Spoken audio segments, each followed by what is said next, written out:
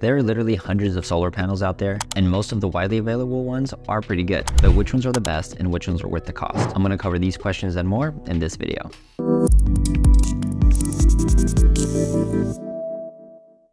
Hi, I'm Tom with Premier Roof Solar. I've been helping homeowners save money on their power bills for the last 5 years with renewable energy. And my goal is to educate homeowners like you and empower you to make the best decision for your unique situation. Monocrystalline, polycrystalline, quantum technology, heterojunction technology, diodes, bus bars. It's all very confusing unless you're an engineer. Rather than get bogged down in the technical jargon, I'm going to focus on what the outcomes are for all of this technology and what it means to you in the real world. That way it's easy to understand and you can decide what you like best. I'm going to cover a few terms just so we don't get lost. STC number, or the STC wattage, is the advertised wattage for the panels. So when you see something like a Q-Cell 400, that's referring to a 400 watt panel. That 400 watts is in the ideal, perfect controlled test environment when they make these panels. Most of them are tested at a temperature that's between 70 to 77 degrees Fahrenheit. Then you have temperature coefficient. This is referring to the percentage of production loss that you have for each degree Celsius that you deviate from the ideal temperature. I'm only getting into this slightly technical aspect of it because not every brand or not every manufacturer gives you the NMOT number. NMOT, sometimes also called NOCT,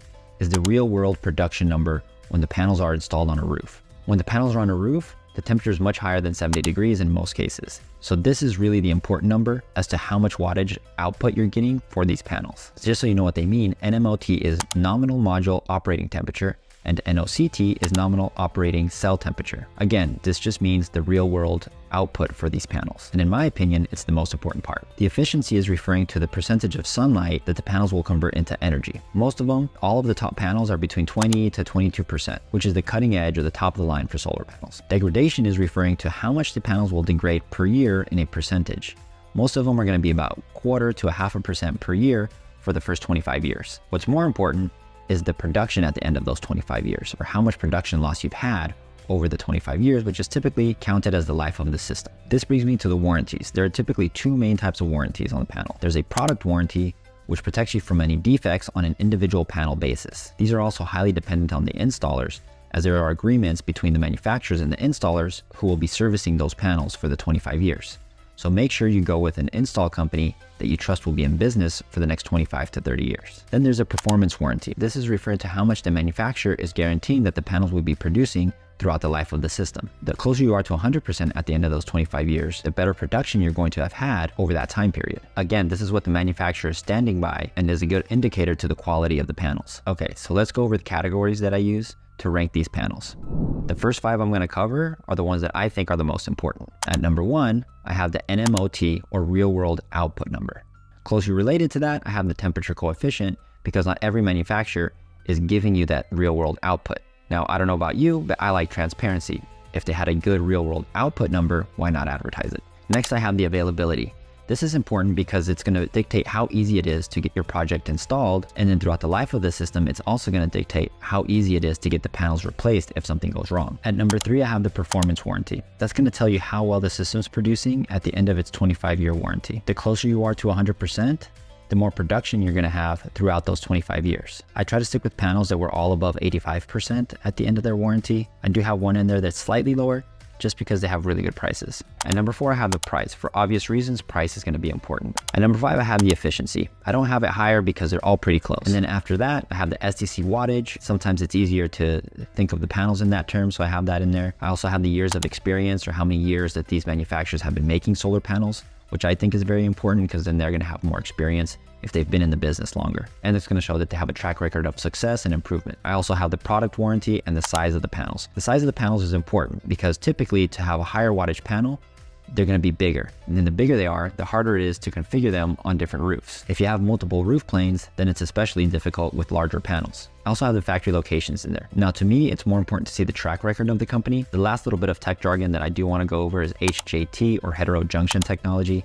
This is something that's relatively new, and outcome of that is basically the panels that have this technology are going to produce earlier in the day and later in the day, which means more production on a daily basis and an overall better panel. The 3 manufacturers on my list that have this technology are Meyer Burger, REC, and Panasonic. One last thing I almost forgot. I'm not going to give you the exact prices on the panels because that changes all the time. Whatever the prices are right now at the time of this recording, it's almost guaranteed to be different by the time that you're watching this. That being said, When comparing them to each other, the more expensive ones tend to always be more expensive and the less expensive ones tend to always be less expensive, despite whatever the exact dollar amount changes are.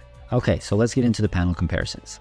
First up, I have the REC 405 Alphas. REC has been around for 25 years. They're one of the panels using the heterojunction technology. They have a low temperature coefficient, which translates to a pretty good real-world output of 312 watts. Their performance warranty is great at 92% at the end of the 25 years. They're also on the higher end for efficiency at 21.6%. They're one of the most widely used panels, so they're easily available. And they're a really good price for what you get. They are a little bit more expensive than some of the other ones on the list, but for what you get, they're a really good price. REC is a Norwegian manufacturer with some factories there and some out of Singapore. Next up, we have Hanwha Q-Cell, or just Q-Cell as they're more commonly known. They've been around for 24 years and they use quantum technology, that's what the Q stands for, which is basically just a reflective material which allows it to produce a little bit more power than some of the other panels. Their real-world output is 304 watts, which is pretty good. Their performance warranty is 86% at the end of the 25 years. For efficiency, they're at 20.4%. They are one of the most widely available and widely used panels available on the market, and for what you get, they're at a really good price. They tend to be the best bang for your buck. Q-Cell is a South Korean company, and their panels for the US market are made in Georgia.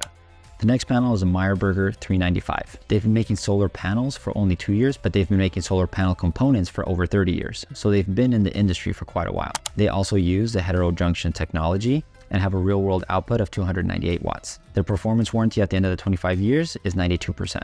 They're on the higher end of efficiency with 21.5%. Since they are newer to making solar panels as a whole, their availability is not that great. They're a little harder to come by and a little bit more complicated to have an installer get these and put these up on your roof. And price-wise, they are slightly on the higher end. Next, we have the Panasonic 410s. Panasonic has been making solar equipment for 48 years. However, last year, they decided to stop making solar panels in their factories. They basically subcontracted this out to other manufacturers. They still have the Panasonic brand, but it's technically not Panasonic who's making them. That being said, the real-world output is really good. Their efficiency is great, and they have a 92% performance warranty at the end of those 25 years. They're not quite as available as Hanwha or Q-Cell or some of the others, but pricing-wise for what you get, they're pretty good too. That brings us to the Silfab 410s. Silfab is an American company who's been making solar panels for the past 13 years. The real-world output is 305 watts, though their temperature coefficient is a little bit high. They have a really good performance warranty, which is 90% after 30 years. They have a 12-year product warranty, but you can upgrade that to 25 years if you pay a little bit extra. Their efficiency is really good, and they're pretty well available here in the United States. And pricing-wise, they're pretty good too. Next up, we have Canadian Solar. They've been in the industry for 21 years. They're on the lower end for the real-world output, and they have a performance warranty of 85% at the end of the 25 years. Their product warranty is only 15 years, but these are some of the most widely available solar panels on the market, and they tend to be one of the least expensive ones too. Now on to the Jinko 410s. Jinko Solar is a Chinese manufacturer that's been in the business for 17 years. The real-world output is 310 watts. Their performance warranty is only at 83%.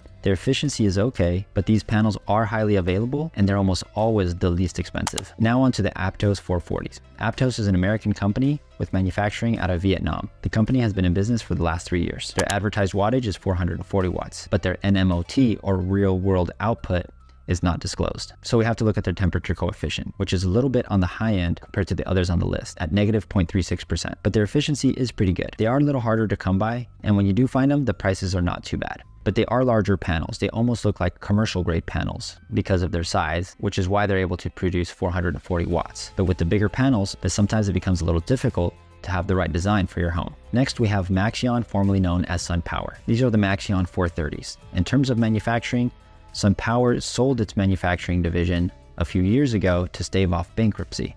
They sold it to a Singaporean company called Maxeon, and they've been making panels out of Mexico for the last 3 years. Similar to Aptos, they don't disclose their NMOT or real-world output. Based on the temperature coefficient, I'd imagine that it's good, but if it is, why not show it? Why hide it? In terms of efficiency, they're great, and they have a performance warranty of 92% at the end of the 25 years. I have seen some advertising of a 40-year warranty, though when I did some digging, it's not available in the US market. Not too many installers work with SunPower/Maxeon, so they have low availability. Plus, the panels are not interchangeable with other solar panels, so this can be an issue with getting a fix when needed. They also tend to be the most expensive ones on the market. And the last one on my list is Tesla. They've been manufacturing panels for 6 years in a certain sense. They were originally in a partnership with Panasonic, but a couple years ago, that partnership ended. They were making panels in their Gigafactory in New York, but after that partnership ended, it was disclosed that some of their panels were actually made by Hanwha. Which panels are Hanwha, which ones are made in their Gigafactory, or by somebody else, no one really knows. The real world output on these Tesla 400s are 300 watts. The performance warranty is 85% at the end of the 25 years. They do have a pretty good efficiency at 20.4%.